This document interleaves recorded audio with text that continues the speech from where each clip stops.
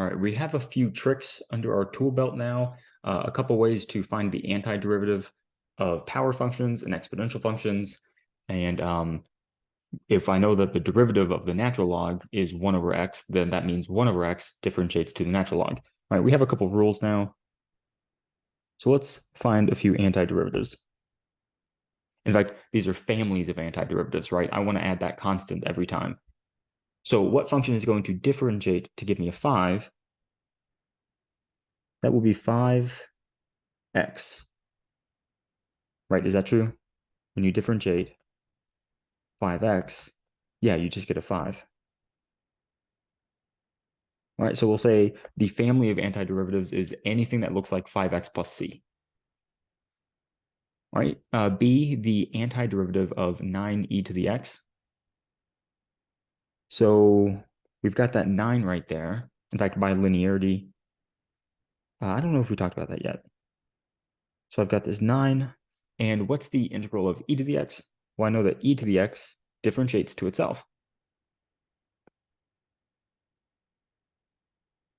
So if the derivative of e to the x is e to the x, then that means the integral of e to the x gives me e to the x. Cool. So for the family of antiderivatives, anything that looks like 9 times e to the x plus c will be an antiderivative to 9 times e to the x. All right. The integral of 5 times t to the 7th, that will be 5t to the 8th divided by 8 plus c.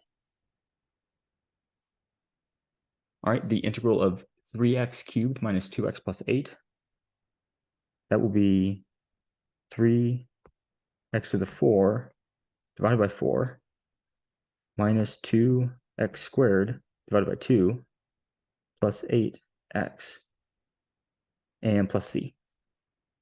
Let's simplify that just a little bit. 3/4 x to the 4th minus x squared plus 8x plus c. And finally, e, the antiderivative of 2 times e to the t plus t to the minus 1. So I'm actually going to rewrite this 2e to the t plus 1 over t. And that's just a little bit more obvious for me. Whenever I anti-differentiate this, so notice I didn't actually take the antiderivative. I just changed my function. So the antiderivative will be 2 times e to the t plus, and then what function differentiates to 1 over t? The natural log of t. Now, because I took 1 over t, which can be evaluated for positive and negative numbers, and now I'm evaluating t at the natural log can only accept positive values, so I need to make sure that that t is positive. So I stick some absolute values around it. There we go.